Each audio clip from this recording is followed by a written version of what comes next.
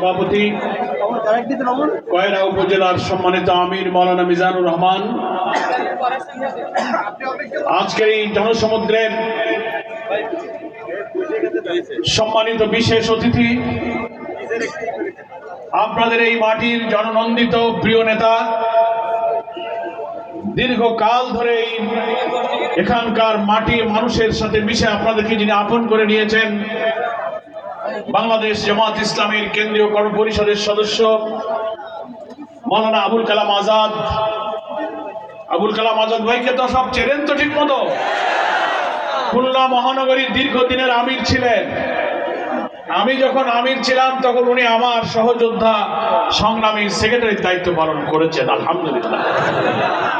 এখন কয়রায় ওনার বাড়ি নাকি বলেন? তো মায়ের সামনে কি মামা বাড়ির গল্প বলা লাগবে? না তো জোরে হইল না, আস্তে হয়ে গেল।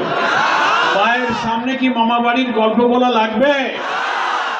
অধ্যক্ষ শাহ মোহাম্মদ রুহুল কুদ্দুস এই জনপদের প্রিয় মানুষ ছিলেন, বর্ষিয়ান জননেতা, আমাদের শ্রদ্ধেয় শিক্ষক।